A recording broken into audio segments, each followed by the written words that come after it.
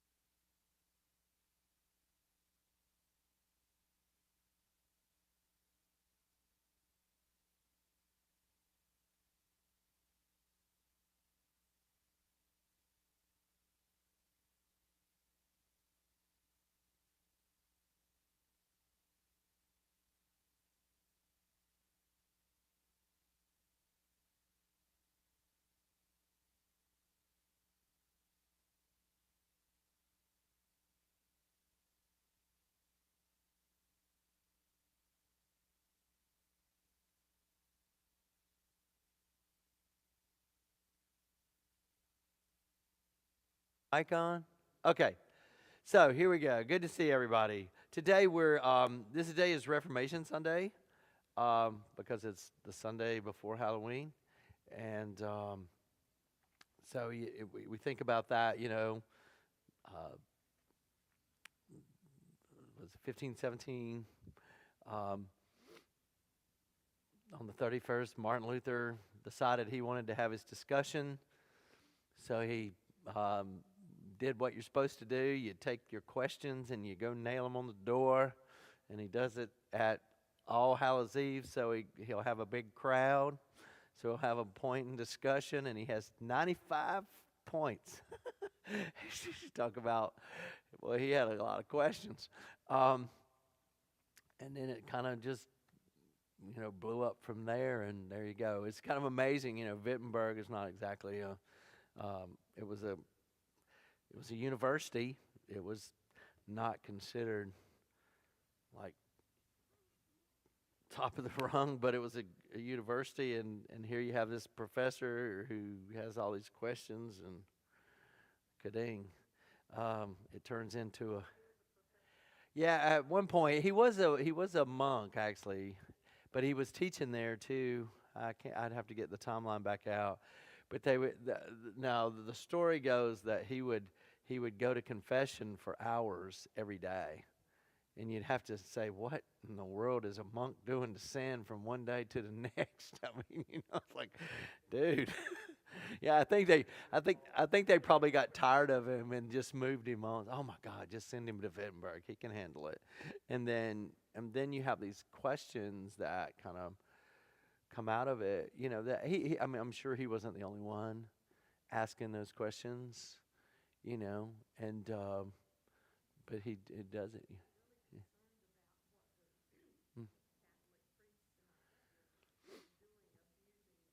Indulgences.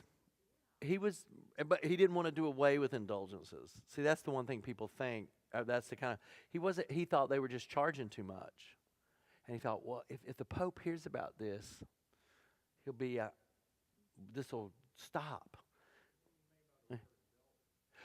You pay your sins. You to get purgatory. To get pay for. You know, yeah, yeah, yeah. And so, but what he found out was that the Pope was really behind it because he had a St. Peter's Cathedral to pay for, and that costs, as we know, money. And everybody, yeah, he went up, and so that's yeah, and yeah, I'm sure there were. I'm not real. I'm not totally. I am not. I am Protestant through and through, so I don't know my all.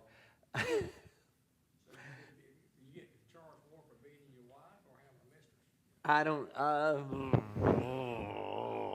I don't know. Wait. I guess my I guess my first question is, why are we asking that? I just, I don't.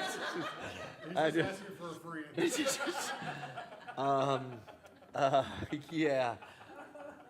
Now, and you see, this is why I'm so grateful to be a minister and not a priest. The notice of forgiven sins, because I don't know how good I'd be at that. I mean, again, even when we used to do the communion tokens, and you'd fence the table, I'm not real sure how I'd go. Oh no, you're not getting it today. You irritated me last week. I'm not giving you one. I ain't doing that. I mean, yeah, that's right. That's exactly right. I just don't know how, when my own subjectivity comes into it, how that would play. And I'm sure that was a part of Martin Luther's to do. But then when he found out, oh my gosh, the whole thing's corrupt. And you really, I guess when you have those eye-opening moments in your own life, how that comes to play. I mean, like I always, the embarrassing point, I'm 26 years old, I go to Duke, I come home, Deb says, what do you think? I said, I think we've been lied to our whole lives. I think these people really are Christians. You just have these moments where you go, oh, my whole faith gets, deconstructed, and then what do you do? And how do you either, some people go, I ain't doing this anymore. They walk off and they just go do whatever, read the paper on Sunday morning, I guess, do the crossword. But then others go, okay, now we got to rebuild this and figure out how we function going forward. And that's kind of what he did. Funny thing, or interesting thing, is you have the reformers, you have Luther, you have Calvin, you have Zwingli, and they said, we need reform from the church. The church needs to be reformed. Let's go. And then the Anabaptists came along and started rebaptizing people, which is just taboo. No, you don't rebaptize people because once God's baptized you, you don't need to do that anymore. Ephesians, one baptism. So they started doing that, and they were like, okay, whoa, we don't need that much reform. We just need the reform we want now, no more reform. Stop. Y'all gone too far. And so that's the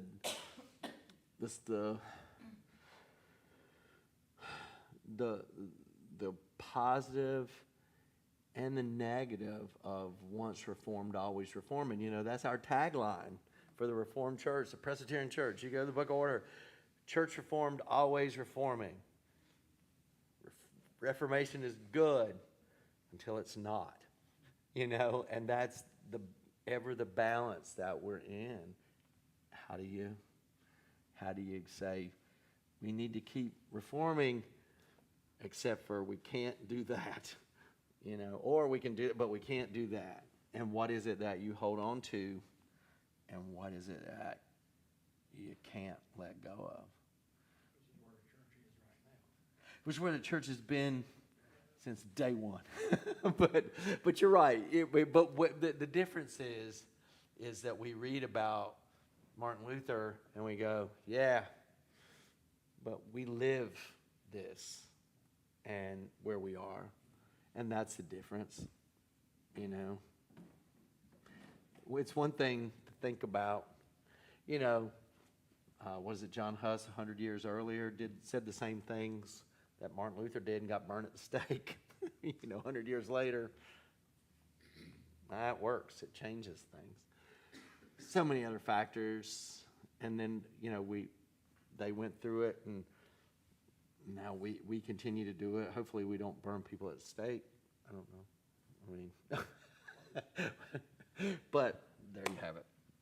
But that's what Reformation Day is today, and we think about that as we move towards All Hallows Eve, and then some people, Halloween's evil and all those kind of things. So really, it's a religious holiday, that like every other holiday, we've just commercialized to make money off of, and so it works pretty well. And this year, I guess, I don't know, maybe I'm different or I haven't paid attention, but I guess when you have it on a Tuesday, I mean, you just have parties for a week. I mean, and so till you get to Tuesday, I don't know how that, but it seems like every brewery or bar has had a party like Thursday night, Friday night, Saturday night. I don't know. It's to make money. Got to do something. All right. Now, we're going to go to Deuteronomy today, 34, last chapter. This is Ashlyn's favorite story in the Bible, so we're going to talk about it. This is so much fun. So here we have Moses at the end of the story, and remember the first 5 books of the Bible: Genesis, Exodus, Leviticus, Numbers. Exciting read, Numbers, because it really is Numbers. It really is. And then Deuteronomy. These are called the books of Moses. Moses wrote them. Well, that's going to be kind of hard on this chapter, but because he's dead. But this kind of brings us to the point. We all remember the story of Moses, right? He's a part of the Hebrew folks in Egypt. They start outnumbering the Egyptians. They're slave labor. They get tired of the Egyptians start getting nervous, so they start trying to kill off the firstborn or whatever. And so Moses' mom puts him in a basket in the water, sends it down the river in the Nile. Pharaoh's daughter, is it? Her wife? Daughter. Thank you. I have to go back and read that part again. But takes him in. He grows up in Pharaoh's house. One day he sees one of his folks mistreating one of the Hebrews, and so he kills him. Thinks nobody sees him, but whoa, wrong. So he does what every man of God does in the moment. He runs, and for fear. And then he goes in as a shepherd in Midian till he's 80. And then, so at 80, the burning bush calls him and says, hey, gonna let my people go? So then he goes out into the wilderness for another 40 years. And now he's leading them to the promised land, land of milk and honey, nice area. He gets to the edge, and God says, thanks, Moses, for bringing us to this point. We got it from here. Good. Oh, by the way, I'll let you see it. But, and somehow or another he gets, I don't know how you see that panoramic view without, maybe he had a drone. I don't know. I mean, just whoop. And then he gets to see it. And then suddenly he's got at 120, has great eyesight. He has great vitality, we're told. He dies. God takes him off and buries him. How that works, I don't know. Nobody knows where it's at. And boom, here we go. Okay? All right. Oh, you come read. You thought I was going to get it. You thought you were going to get away with it. I think you covered it, but okay. Okay, I got it. Go for it. No, I want you to read, just for fun. I know you. All right, Deuteronomy 34, verses 1 through 12. Then Moses went up from the plains of Moab to Mount Nebo, to the top of Pisgah, which is opposite Jericho. And the Lord showed him the whole land, Gilead as far as Dan, all Naphtali, the land of Ephraim and Manasseh, all the land of Judah as far as the western sea, the Negab and the plain, that is, the valley of Jericho, the city of palm trees as far as Sor. The Lord said to him, this is the land which I swore to Abraham, to Isaac, and to Jacob, saying, I will give it to your descendants. I have let you see it with your eyes, but you shall not cross over there. Then Moses, the servant of the Lord, died there in the land of Moab, at the Lord's command. He was buried in the valley in the land of Moab, opposite Beth Peor, but no one knows his burial place to this day. Moses was 120 years old when he died. His sight was unimpaired, and his vigor had not abated. The Israelites wept for Moses in the plains of Moab 30 days. Then the period of mourning for Moses was ended.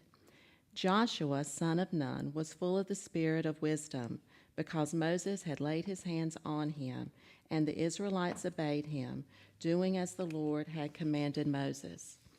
Never since has there arisen a prophet in Israel like Moses, whom the Lord knew face to face.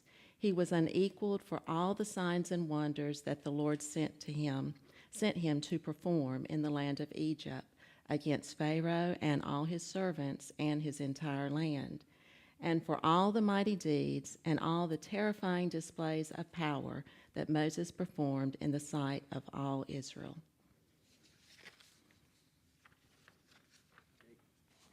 All right, is that familiar? Familiar? Okay. What'd you hear? Has anyone figured out why God wouldn't let him go over? The biggest question I've ever had. Really irritates Ashlyn. He doesn't get to go.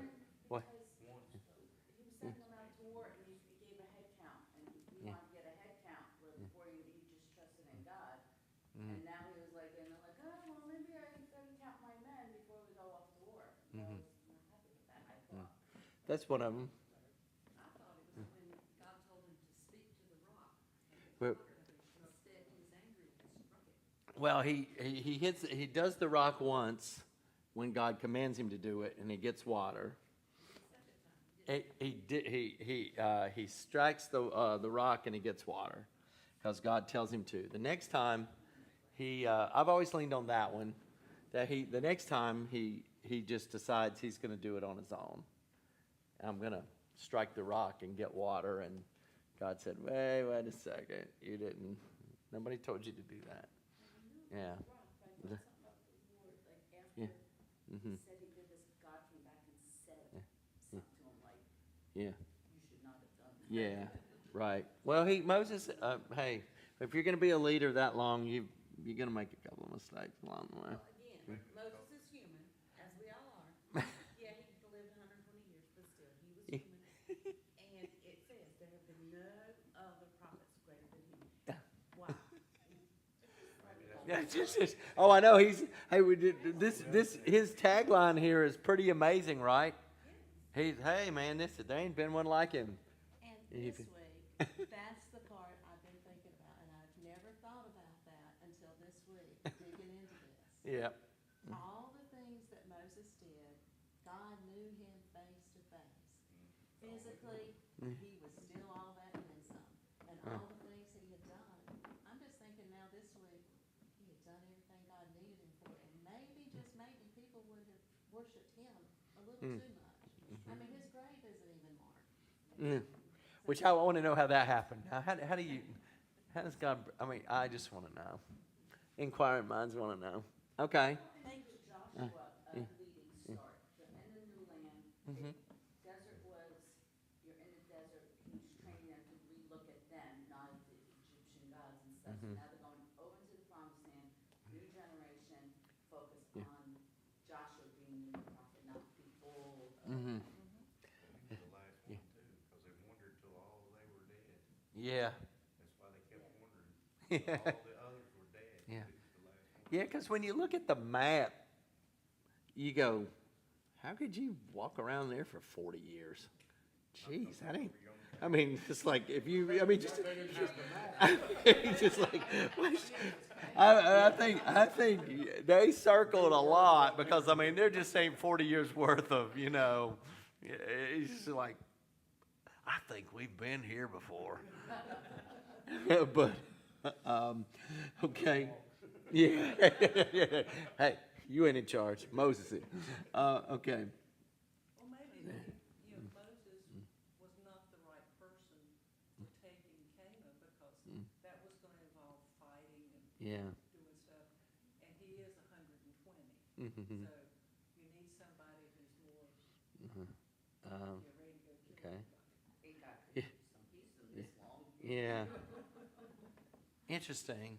Okay, that's all good comment. And the word Joshua, y'all need to know, Yeshua, Jewish, means one who delivers, one who saves, one who takes them to the promised land. And you know what the Greek name for Yeshua is? Jesus, or Jesus. Jesus is Yeshua. His friends would have called him Joshua or Yeshua. So he's the one who delivers and one who saves. That's convenient, isn't it? Yeah. Okay. What's that tell us about leaders then? They come and go. Okay. Encouraging, but yeah, I mean, it's just actually. Yeah. Yeah. I was, yeah, and yeah. I mean, that ultimately, this story, we tend to make it about Moses, and he is a big part. I mean, there is no Exodus story without Moses. Okay, I don't want to belittle Moses here, but the ultimate part is the story is about the community of faith. It's not about the leader. And that's probably the problem we often have with the church in general, the leader included. That a lot of times it becomes about the leader. And so it could be, I mean, we're not really told. This, I guess if you kind of have a Job moment here, God says, I don't really think I have to explain myself to you, you know, and we have to be willing to, you know, hear that. And that's what makes faith interesting sometimes. But, yeah, Moses gets to go this part. And think about this, too. I think this is an important part. What does Moses get to go see? What does God shows him? Yeah. Which is forward. He didn't say, okay, let's go up and look at all of the accomplishments you've had, Moses. Look at where you've come from. He didn't say, everybody, let's look backwards. Let's look forward. At the risk of getting myself in so much trouble here, think about how the church is a lot. How we talk about, well, you know, back and you know, you know, I always know when it starts when a conversation, you know, something like that. I'm like, oh boy, here we go. But that the church spends a lot of times looking backwards, and that's not where God's at. God doesn't tend to go, hey y'all, let's look backwards for fun. Moses, look at what you did. You know, this is good, really good. He's like, you get to see where things are going. Now, granted, Ashlyn's right. I mean, we don't, you know, it's like, really? He gets to right there to the edge of, you know, the welcome to North Carolina, you know? He's like, how? He gets to see all his accomplishments. Yeah, you get to the edge, and it's like, hey, you don't get to go. Go. Yeah. Yeah, okay. Yeah. Yes. Yeah. Yeah. And you know, it's okay. You don't get to go, but still we go, where's the grace in that? God agree. except for maybe Ashlyn, that's the part where yeah, I did all of this. And maybe that would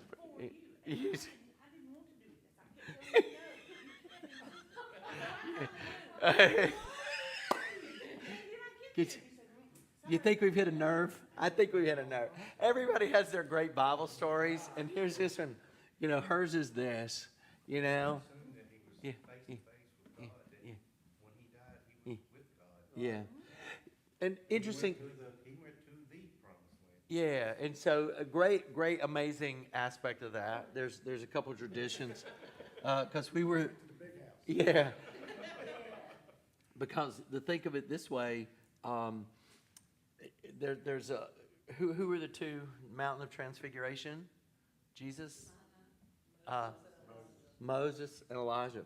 Elijah carried off of the ground.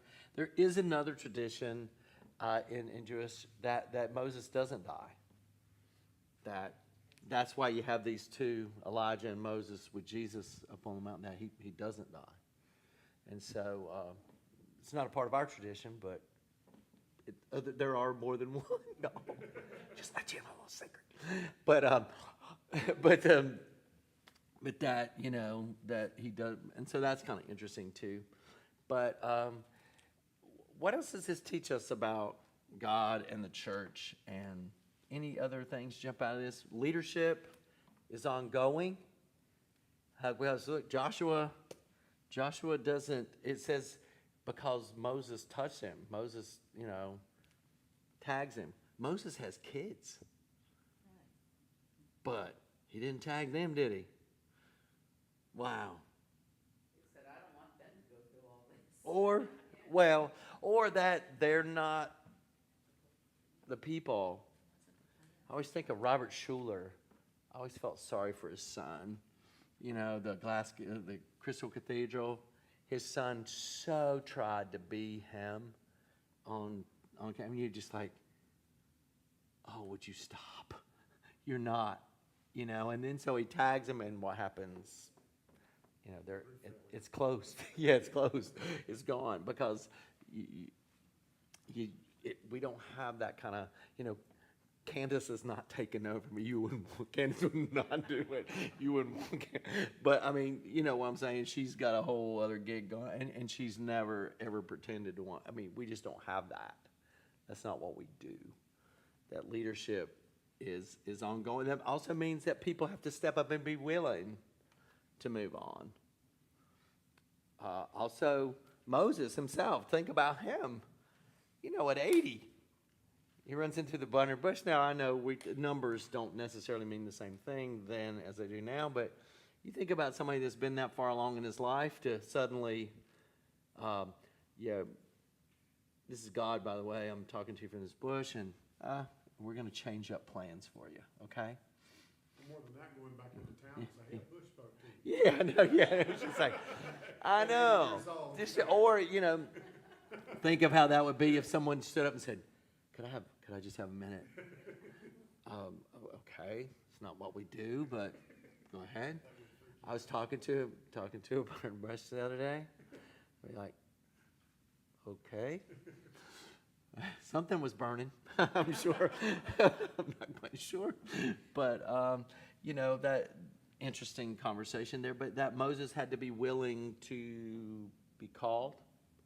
Joshua had to be willing. Would you like to follow Moses? Think of that, At, what was I, 34, 35 when I followed Leyland. Leyland had been there 27 years and stayed in the church after he retired. What was I thinking? He's just like, I can do this. But you have to be you have to have people willing to follow. So Joshua's willing to step up and move forward and lead them on. It's another thing. People have to be willing to follow. That ain't Moses. Moses would have done this. How many times did Joshua hear that? Well, Moses would have done this. Why did he pick you? Yeah, right. Yeah, and you have to all of those different things. But again, ultimately, this story is about the community of faith. Or is it also, do you believe there's a place for you? Yeah, and you have to be willing to say yes. How many people don't want to say yes anymore because they don't want to step up and be leaders? Because what happened to what do we do to leaders often? Yeah,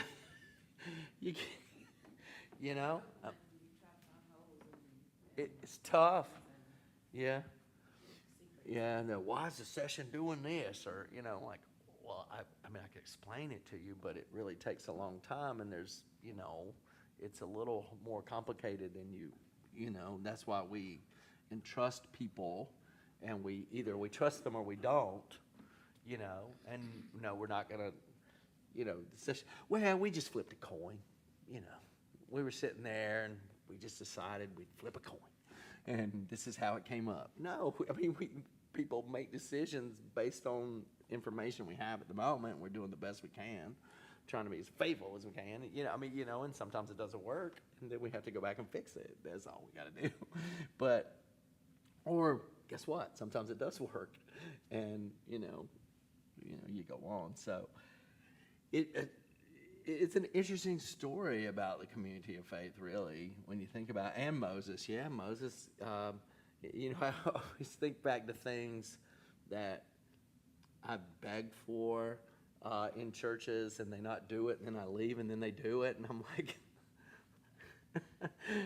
but you get led to the edge, and kadang, there you go, and you just don't get to.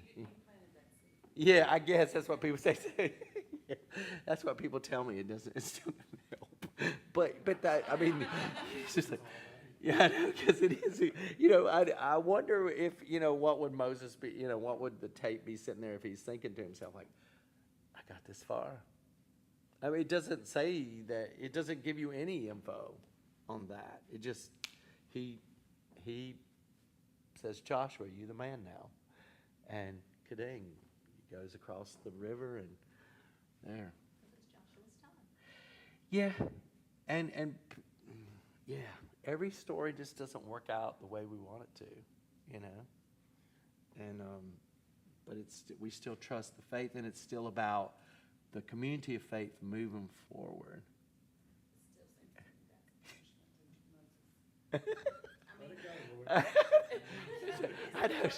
I know this is it's gonna be a hard sermon for her. Okay.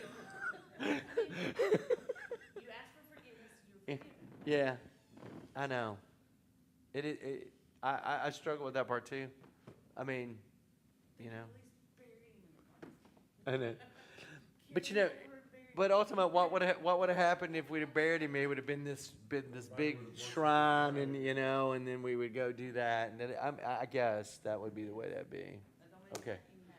Okay, what's this mean for us? I got to go, y'all. The time's up. What's this mean for us?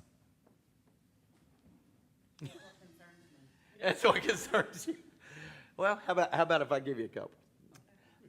Could be ultimately the story of Moses at the end is that we always have to be open to those kind of things, to what God calls us to do, no matter where we are in our journey.